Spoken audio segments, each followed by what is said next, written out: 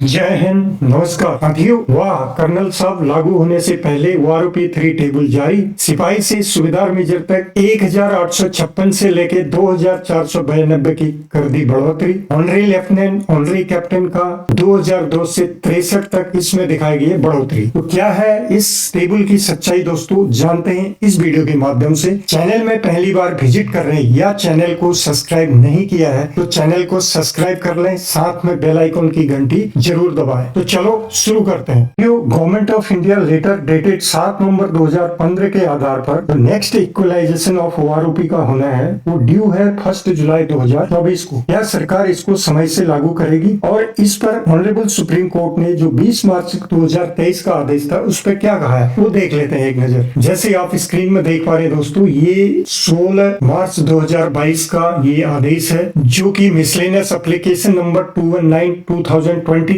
का ये आदेश है। तो इस आदेश ये पहले आप देख चुके हैं, इसमें क्या कहा गया वो मत जानना जरूरी है। अब इसमें हम जब जाएंगे पैरा 13 में ये बताया गया है, यहाँ पर ये आप देख लीजिए कि इस पर पैरा 13 में क्या बताया है। During the course of hearing it has been clarified specifically by the learned attorney general of India on instructions that the deferral of payments in terms of the present order shall not have any bearing on the computation of dues for the purpose of the next equalization when it falls due। अर्थात कि ये जब next जो equalisation due होगा उस पर इस आदेश का कोई इफेक्ट नहीं पड़ना चाहिए। अर्थात कहने का मतलब यहाँ पर है कि वो समय से लागू होना चाहिए। तो ये आदेश आपने देख लिया दोस्तों। अब सोशल मीडिया में एक कर्नल साहब के बिहाफ में वारूपी 3 की टेबल घूम रही है, इसकी सच्चाई क्या है वो समझते हैं। जैसे कि आपके सामने है ये टेबल, लाइकली टू बी वारूपी 3 पेंशन टेबल जेसीओ जुआर्स ऑनरी कमीशन ऑफिसर्स। इस कॉलम में आप जाएंगे, रैंक्स दिए हैं सिपाही से लेके ऑनरी कैप्टन तक। यहाँ पर क्वालिफाइंग सर्विस दे दी रैंक वाइज सिपाही से लेके ऑनरी कैप्टन तक। यहाँ पर वारूपी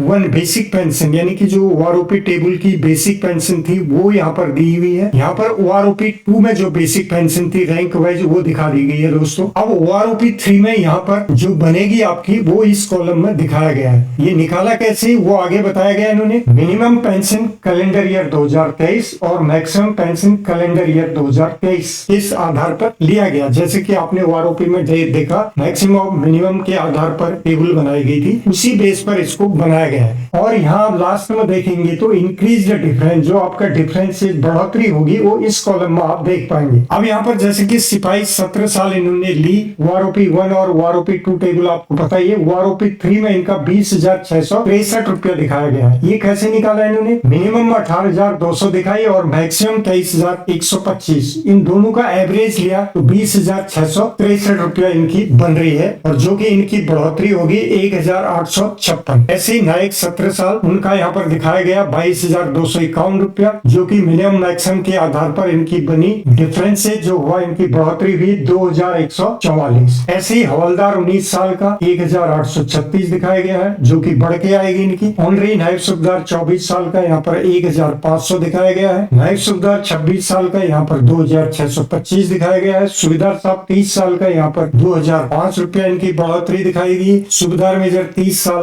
2,492। ऑनरी लेफ्टिनेंट 32 साल 2,429। ऑनरी कैप्टन 32 साल 2,263 रुपया। यानी कि यहाँ पर हर रैंक को बढ़ोतरी दिखा दी गई है। टोटल 1,856 से लेके 2,263 रुपये तक यहाँ पर बढ़ा हुआ है, यानी हर रैंक को यहाँ पर बढ़ा हुआ है। जैसे कि हम पिछले वारूपी 2 से इसकी कंपैरिजन करें तो वहां पर जो नायब सूबेदार साहब की घट रही थी, यानी कि जेसीओ की तकरीबन ये नायब सूबेदार साहब की कम होने से सबकी कम हो गई थी आगे, तो यहाँ पर ये बड़ी हुई दिखाई गई है दोस्त। यहाँ पर इन्होंने मिनिमम मैक्सिमम के आधार पर 27,450 इनकी दिखाई, जो कि इनकी बढ़ेगी 2,625 की बढ़त यहाँ पर दिखाई दी गई है। ऐसे ही आगे वाले रैंक को भी ये बढ़ा हुआ दिखाया गया दोस्त। अब बात करते हैं इस टेबल की विश्वसनीयता पर। क्या ये टेबल सही है? इसका हम विश्लेषण करें तो यह टेबल जो दिखाई गई है यह लगभग कैलकुलेशन के आधार पर कहीं न कहीं दिए गए जो फिगर इस टेबल में आप देख पा रहे हैं वो प्रमाणित हैं, पर इसकी विश्वसनीयता पर शक होता है कि यह किसी कर्नल साहब ने बनाई है, क्योंकि हम सभी भूतपूर्व सैनिक होने के नाते हमें पता है कि कोई भी कर्नल साहब के पास इतना समय नहीं है और बिना डिजिग्नेट यानी डिजिग्नेशन के कोई भी कर्नल साहब ऐसे टेबल आपके लिए, वो भी एक्स सर्विसमैन के लिए बनाने नहीं बैठेगा दोस्तों। पहली बात सभी आप जानते हैं। दूसरा, इसी तरह से आपने देखा होगा जेसीओ जवान पिछले 1 साल से